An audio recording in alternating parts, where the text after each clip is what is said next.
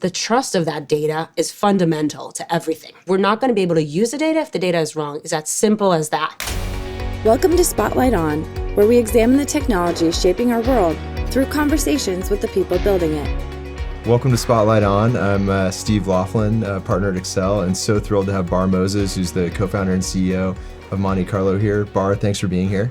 Pleasure to be here, Steve. Thanks for having me. Love it. Well, why don't we get started? Can you tell us a little bit about what Monte Carlo does, just to kind of set the context, and then we'll dive into kind of your origin story after that? Yeah, for sure. You were a big part of the origin story, so happy to tell that. Yeah. So Monte Carlo is a creator and leader of the Data Observability category, Yes. which basically means there's data teams out there, data analysts, machine learning engineers, data scientists, and they're all building data products. Data product can be a dashboard that the CMO is looking at in the morning. It could be a pricing algorithm. It could be a generative AI product. In all of those instances, those products run on data. And if the data is wrong, you're in big trouble. And so what we do is we actually help data teams make sure that the data that's powering all those data products is accurate and reliable and can be trusted. Amazing. And it's a good segue into the origin story because you created this category. And so can you talk a little bit about maybe going back to your entrepreneurial journey? Because when I first met you, it was in the context of recruiting you to be an executive at one of the portfolio companies I was on the board of. And we're big fans of yours. And then you kind of made the decision to go the direction of starting a company. Can you talk a little bit about that period for yourself? Yeah, for sure. So prior to Monte Carlo, I was at a company called Gainsight, who also created a category of customer success. If you're on the internet or on LinkedIn, you've seen Nick Mehta. Yes, that's Amazing. right. Everyone has seen Nick Mehta. I learned so much from him and from Allison Pickens and lots of other people there who created the category. And Nick Mehta has this ability to be everywhere all the time. I don't know how he does that. Yeah. But one thing about category creation is you have to be top of mind for people all the time. And so implemented a lot of those lessons. So, after Gainsight, sort of thinking through what I want to do next, met you. Sorry the recruiting didn't work. Yeah, that's okay. I think it turned out okay. Yeah. But I was really I took some time off, watched a lot of Netflix before it was cool, went on a meditation retreat for 7 days. I forgot about that. That's right. 7 days. Where'd you go? This is, it's actually sort of a place in France. This is a former or a monk that actually started sort of a monastery where they hold meditation retreats. So this is 7 days of silence. So I really learned to sort of become friends with myself during that time and had a lot of time to introspect and figure out what I want to do next.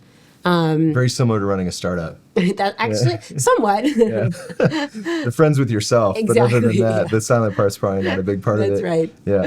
No, I'm not a very silent person, so No. that was actually difficult. Yeah. Actually, the other thing that I did was meet with about 50 or so founders and investors and actually ask them about their founding journey and learned a ton about that. Learned how do you arrive at your first idea? How do you find your first customer? How do you keep going when it's really hard?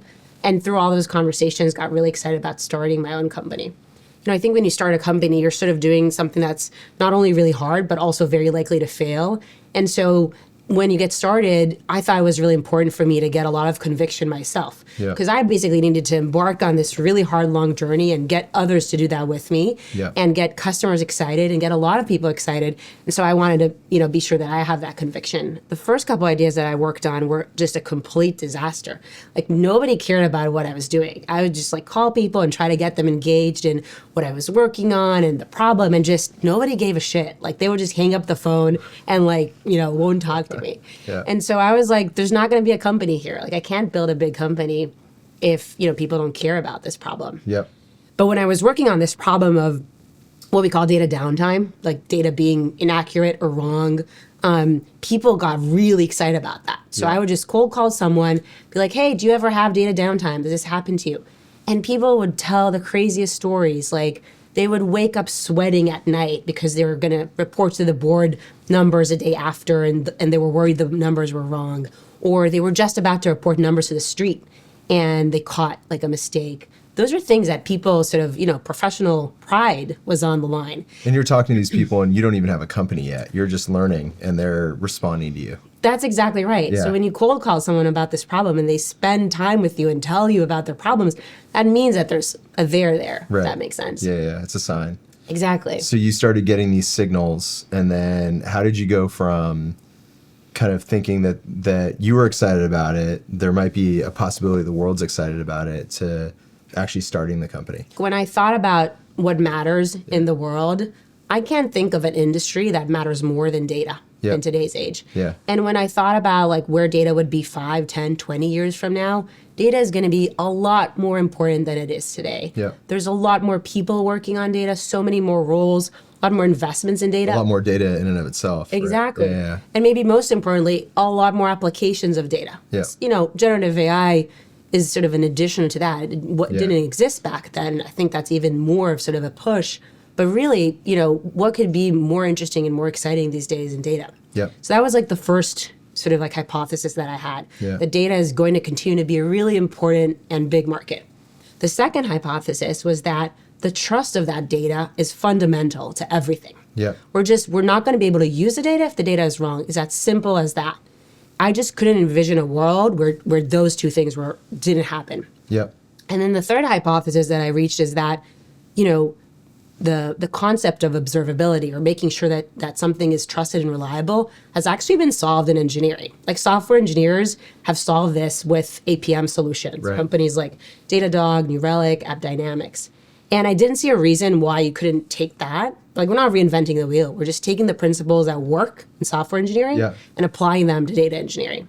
And so in the same way that every single software engineering team in the world has observability, I think every single data or AI team in the world will have observability for their data. Agreed. And it's starting to come true, obviously, with the number of customers we're working with and kind of the progress you guys have made. So you start out, you raised a seed round. And what was that like? What was that process like? We sort of had an idea, had conviction about that idea, had a couple hundred people that we spoke to about that idea, and had some people that wanted to start work with us, had a hypothesis about what product we need to build first and what would be our go-to-market motion, and decided to raise money. And so, you know, created a slides. That's really what we had at the time, mostly slides, not even pretty slides. I think the number one feedback that we got was that our slides were shit and they were really ugly. They weren't shit. They were stock. It was the default Google Doc. That's I think. right. Yeah. But I remember them pretty vividly. Yeah. But it's the content that mattered. So 100%. And that's actually what sort of guided us. Like when we met with customers, I will never forget this. It was a CTO of a public company. He looked at the slides that we shared with him about the product, and he was like, the slides are a disaster, but the idea is amazing and I would buy it tomorrow. Oh, wow. And I was like, that is exactly the kind of signal that we need. So, you know, our investor deck was similarly not great. Yeah. We, you know, ended up sort of, you know, doing a fundraise. It was pretty quick. We were really fortunate to have, you know, some of the best investors in the world on the table, and, you know, really happy that we went with Accel. Yeah, we appreciated it. That was good. I still remember driving up to San Francisco and meeting with you and kind of hashing out the final details of that. And we're thrilled to be investors. But can you talk a little bit about going from, because we have a lot of entrepreneurs that spend time listening to this and are looking for kind of different frameworks and things to help them build their ideas and their concepts. But you validated there was demand. You got some capital so you could start to hire people. So you're starting to build a team, but you don't yet have a product. You don't yet have, you know, customer validation. How did you run your company at that stage? Like, what did a week look like? What did a month look like? How did you focus everyone inside the company? Because it's kind of all hands on deck, trying to solve a specific problem. But at the same time, it's very easy for teams of that size to get distracted and work on things that don't kind of move the ball forward. Can you talk a little bit about kind of your leadership style at that point? And then we'll talk about how it's evolved. But like at that point, I think you guys did a fantastic job getting focused. Yeah, for sure. And I think one of the things that you and I talked about early on is this core sort of almost like a maniacal obsession on learnings. Yeah. And the rate of learnings was the thing that mattered. Yep. So, you know, we had to learn every single week. Yeah. And in order to do that, we we're pretty hypothesis driven. We still are, but we basically came up with a set of hypotheses of like what we need to believe is true and what are we going to prove this week. Yep. And so working backwards from that, what are the things that need to happen this week? So for example, in the very early days, the sort of core thing to focus the entire company on was make one customer happy. Yep. That's all that mattered. Like we need to prove that we could find someone with a real pain and that we could make them happy. We could solve a meaningful problem for them. Yep. And that's it. Everyone else just drop everything that you're working on. It doesn't matter. It doesn't matter what team you're on, what function.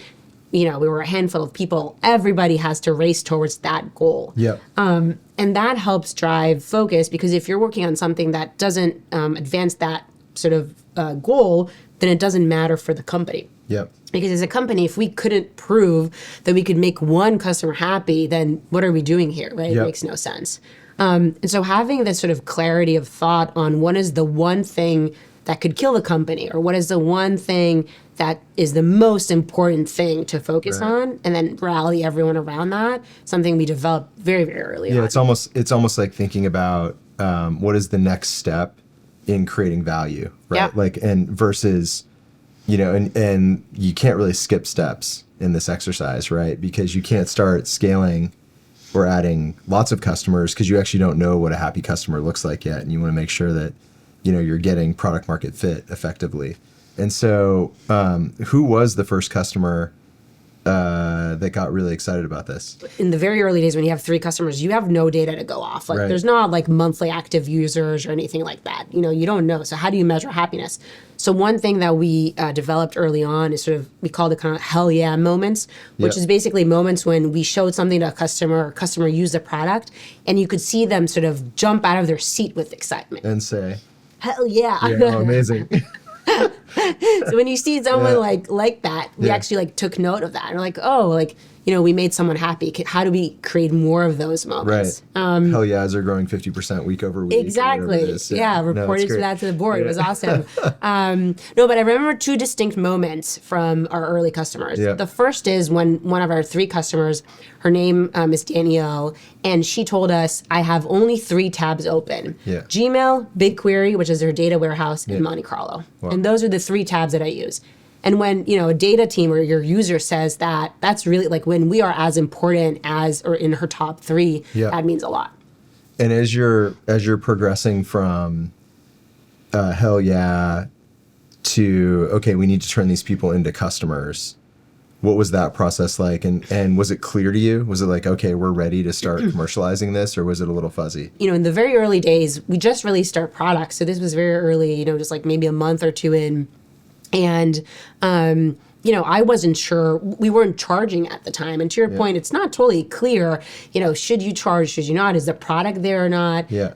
So in the very early days, I actually used time as a proxy, meaning if the customer spent time with us, it's because they cared and because it was an important problem for them. So we used that early on. And then the tipping point for us was actually one of our customers called me and he was like, listen, Barr, this product means a lot to us and it's a very good service. We should be paying. And I was like, man, what are you talking about? We just released the product. Like, it's too early. We're not going to charge you now. What are you talking? It didn't even cross my mind. I thought we were so early. Yeah. And he was like, okay. He came back 2 more times asking to pay. Yep. And at the 3rd time, I was like, I just look like an idiot at this point. Like, we have to start charging. Yeah. And I remember that as a really powerful moment because I realized, okay, this is actually a signal from our customers that we're ready to start going commercial. Was it hard to make the transition internally from, hey, we're making sure this thing works to, okay, we're going to start to drive revenue. We're going to measure ourselves around revenue growth versus kind of that fun period where, and we say fun, it's really hard because you're kind of meandering through the dark trying to get fidelity on what actually drives customer success. But it's invigorating and it's a little bit different motion than like, hey, we need to go hit, 100% growth, quarter over quarter or whatever it is. Look, at the end of the day, customer happiness or what we call customer impact is our first value. Yeah. I would say that's still the North Star. Yeah. Because if we don't have that, everything else falls apart. Yeah. And so, we would never want to charge a customer for them to not see impact. Yeah. And so I think first and foremost, it's recognizing that, having the customer impact is the most important thing. Yeah. And we use revenue or revenue growth as a proxy for that. Yeah. And so it's, the fact that someone wants to pay means that the impact is so valuable that they see it. Our observation at Accel is you're an incredible leader, and you demand operational excellence from your team and everyone at the company. But the methods for doing that have kind of evolved. Can you talk a little bit about what's stayed the same and what's been different as you've kind of scaled through, pre-product market fit to product market fit to having hundreds and thousands of amazing customers on this platform using it? Yeah. So I think I talked earlier about being hypothesis driven. Yep. That to a large degree is still the same, Okay. but the format of the hypothesis has changed. Yeah. So if in the early days the hypothesis was make one customer happy, make 10 customers happy, make 20 customers happy, Yeah. the hypothesis today is more thought out. So we actually have sort of a company strategy, mission, vision, key factors of success, Yeah. which is basically two-page document, Yeah. which lays out, what's our strategy, what's our go-to-market motion, what's our sort of value proposition of the product, what's the product roadmap. Yeah. And part of that is something that we call key factors of success, which is Yeah. basically, if you put yourself in the shoes of the customer, Yeah. what would it take to sort of win the hearts and minds of customers? Yeah. And, part of that could be easy to work with. Yeah. So for example, our customers, data leaders, they're inundated with options. They have so many vendors and partners, and, the market is changing all the time. It's really tough to be a data leader today. Yeah. And so the more that we can take off their plate, be easy to work with, be easy to integrate, Yeah. see value quickly, that is meaningful for them. And Yes. so some of our sort of, things that guide our product roadmap, guide our go-to-market motion, guide our operations, how we think about legal, how we think about billing, everything in the company aligns to those, sort of principles that we think customers care about. So that's first of all, sort of, laying out those foundations Yep. really early on are helpful because everyone at the company reads them. Everyone at the company gets up to speed. It's sort of this sort of mandate that functional leaders can take and make decisions by. Yeah. It's your view of like the winning strategy. Like these Exactly. attributes are going to win in the market in the future. How often do you change those or look at those, and how do you think about competitors with respect to kind of those key factors for success? Yeah, so we look at them all the time. We Yeah. think about them all the time, whether Yeah. that's like, on a quarterly basis when we evaluate, and we speak to the board or think about it, or, on a monthly planning sprint that the product team leads, or even on sort of a weekly reporting basis on how the go-to-market team is doing. Yeah. So really throughout our company, we think about these. And, I think when it comes to sort of competition in a new category, actually having competition is great. Like you don't want to be the only player Right. in a new category. Yep. So the fact that there is competition means that the category matters and is important. Yes. On the other hand, you never want to do something just because a competitor did that. It's very, you really want to be focused on doing what the customers want. Yes. And so whenever there's sort of a question on strategy, something like that, the answer lies with your customers, Yeah. never with our competition. Sort of, I think maybe this was Jeff Bezos who said sort of competitor aware, customer obsessed. Yes. So I really, really fundamentally believe in that. So that's how it pertains to that. And then maybe the other thing that we also sort of spend time thinking about is something that someone told me very early on is a company can be really good at only one or two things. Yep. So be really thoughtful about what those one or two things are, choose them wisely. Yep. And the thing that sort of we chose is speed and focus. Yes. And so we obsess about those things. So, like my weekly meeting is called Speed and Focus. Our company all hands last week that we did was called Speed and Focus. We talk a lot about how do we sort of use both of those things as a moat, as sort of a competitive advantage. Yep. And so, we ship features really quickly for customers. We want to be easy to work with, but focus on the right things for the Yep. customers. So we take those concepts of speed and focus, not just internally as a company, but also in how we work with our customers. And we get that feedback. Customers really appreciate that. Yeah, it's what makes your culture distinct, right? Yeah. So you can even screen for that in folks that want to join the team. Are you comfortable moving fast? Or would you prefer a slower pace? And if you prefer a slower pace, might be the right thing to do, but probably not the right thing to do at Monte Carlo. So we talked about kind of the key factors for success, kind of expressing how you guys interface with the market and your strategy. Can you go a little bit deeper in how you think about values and culture and how you kind of do operate internally and how that manifests itself in kind of the decisions that you guys make? Yeah, so we thought about our values very early on. Yep. I think we even talked about this, like, the importance of doing that. I think we were maybe like 4 or 5 people at the company when we did this. Yeah. The very first one, as I mentioned, is customer impact. Yep. And, the definition of that is we make an impact on our customers. We try to make them happy with our product, our brand, our team, our services, everything.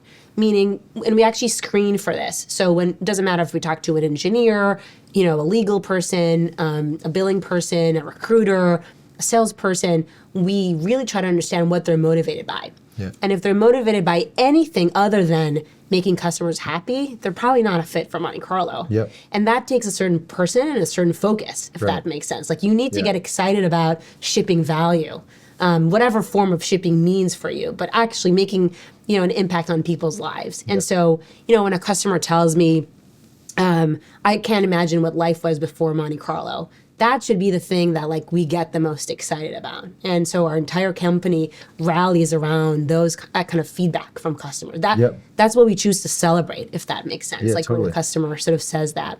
And that's your number one value. Exactly. That's the number one value. I'll call it another value, which is beat the odds, which is basically means, or the definition of it is, if we haven't failed or heard no, then we didn't try hard enough. And it basically speaks to how difficult, the category creation entrepreneurial journey is. And because it is so difficult, that is actually what we take joy and pride in. Yeah. We are a group of people who get really excited about solving super challenging problems with amazing people. Like, that's what gets us jazzed up. That's what we're here for. So does that play out like when you're thinking about fit? You want people who are more risk seeking or who get excited about, climbing the mountain versus like, hey, this is a sure thing, or even tackling particular problems for your customers. It's like you have to be comfortable with the fact that this is going to be really hard and kind of enjoy it. 100%. Yeah, you gotta love it. If it was, if it was easy, then someone else would have done it. We're here for the hard thing, and specifically for How do you us, screen for that? It's a good question. First of all, I'm very upfront about it. Yeah. So I basically tell people, we're building a product that's never been built. There's no roadmap for this. We can't go and copy it from someone else. When someone asks what's data observability, we gotta define that. There's no one to look to. Right.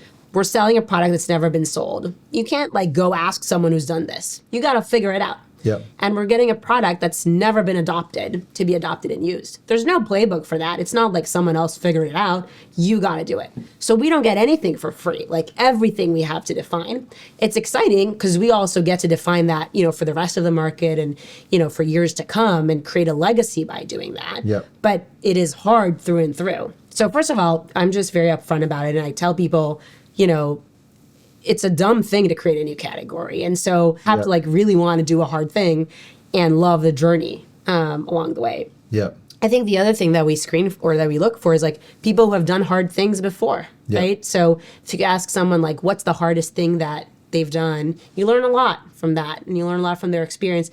And you also learn from how they tell the story. Right. They tell a story with excitement, and they're like, yeah, I did a really hard thing and I'm so proud of myself, and it was freaking tough, but you know what? We made it, and it was not just me. I pulled my team with me, and we did it together. I think that's really what we're looking for. Yeah, I think it's super helpful because I think it's almost a requirement for early stage teams to kind of get to some sort of scale.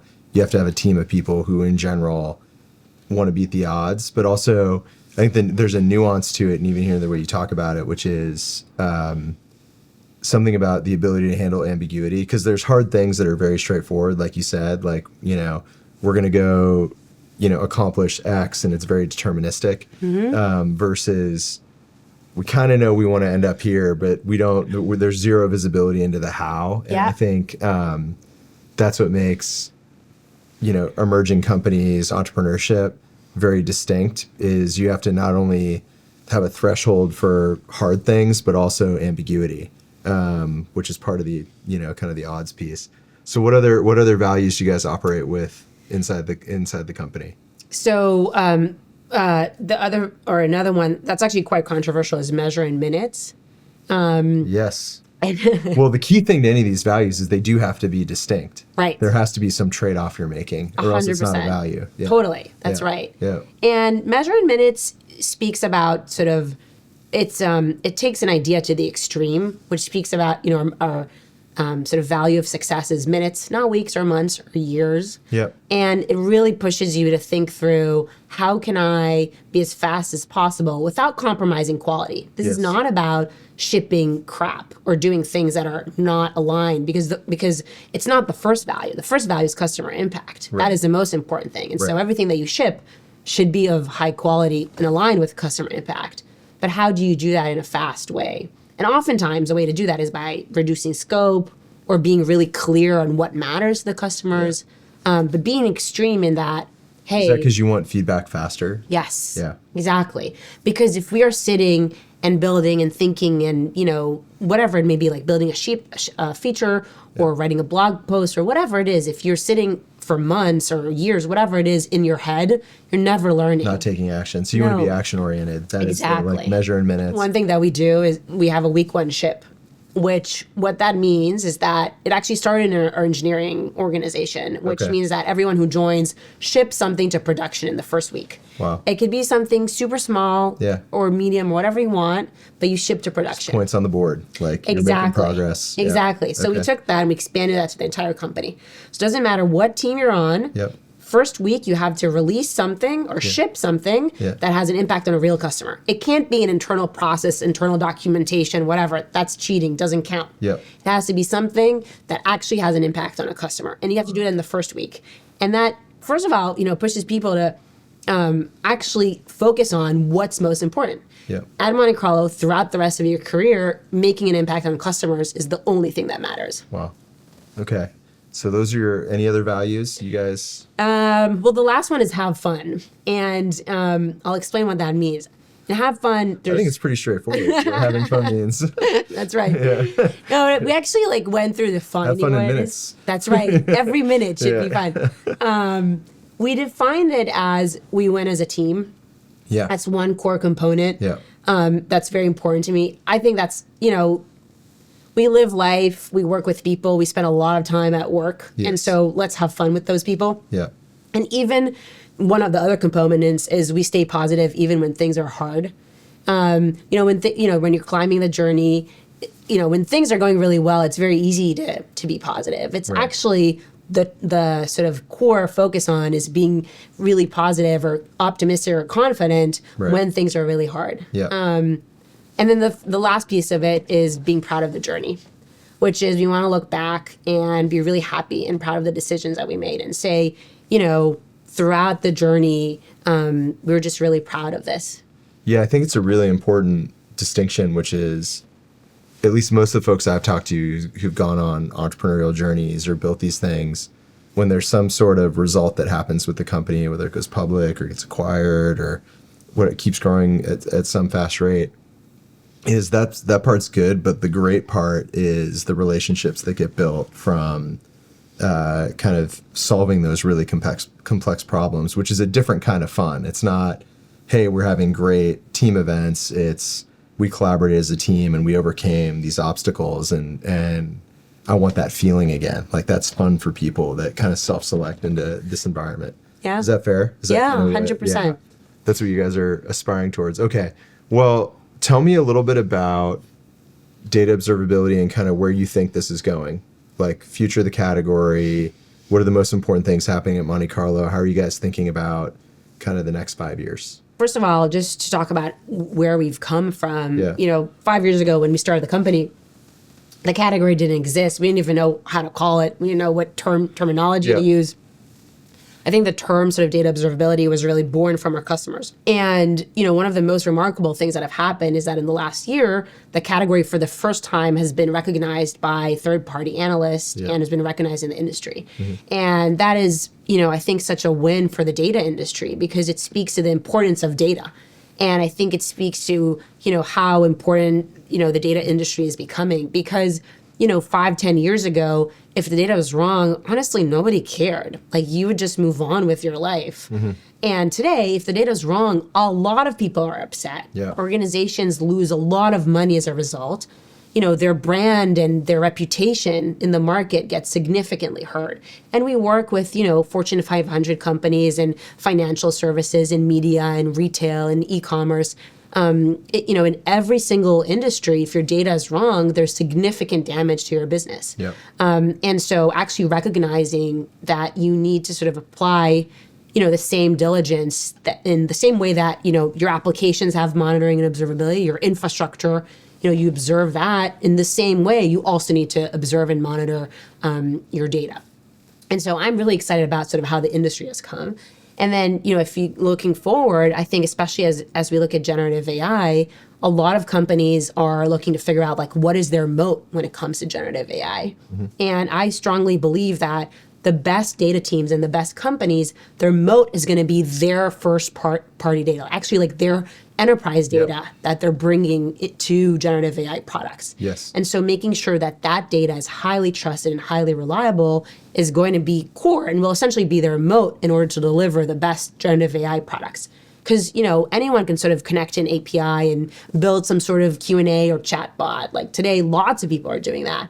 But if you want to gain the advantage and actually beat your competition or provide services that are materially better, the only way to do that is with the data that you actually have and leveraging that. Yeah. And where do you think we are on that journey in these products being released and kind of the maturity curve? Very early. Right? Yeah. Very early. Yeah. I think data leaders are under a ton of pressure to deliver right now. Yeah. There's a lot of talk about generative AI in the boardroom and the C-level, but there's a lot of questions to figure out. Yeah. I'm actually really optimistic from some of the use cases that I've seen the last few months. So just call it an example, Intuit and Credit Karma actually have sort of a financial assistant that makes recommendations for you based on, your sort of financial history and your financial data. Wow. That's an example of a use case where you're really leveraging your internal data in a very smart, sophisticated way. Yep. And so I'm excited to see more and more of those use cases. Very early days, but I think the potential is quite meaningful. What's been the most rewarding part of your entrepreneurial journey so far? I think I had really high expectations, and it actually beat my expectations. So that's good. Yeah. Okay. Yeah, it's actually the most fun I've had in my career by far. And I think the most rewarding part is, there's three parts. The most rewarding part is making an impact on real people's lives. Actually the fact that we at this point have hundreds of customers and, their life is different as a result of something that we've built. That is magical. That's really, really special. It makes me really excited to think about that. I think the second part that's really rewarding is just the team members that I work with. Most of my day, even when things are so hard, I'll call one of my team members and we'll laugh about something or, just going through this journey with them. Yep. And then I think the third part that's most rewarding is actually my journey with myself. So there's something about the entrepreneurial path that forces you to be very authentic. Yep. You can't fake it. You can't, the thing with being sort of a founder or CEO is that no matter what you do, someone is going to be upset. And so the only thing you can do is just really be real with yourself and show up every day and be present. And there's something about that that's really, really powerful for me. Well, Barr, thank you so much for being here, sharing your insights. It's an inspiration to all of us, and we at Accel are so thrilled to be supporting you and the Monte Carlo team. Thanks so much, Steve. This was awesome. I really enjoyed the chat.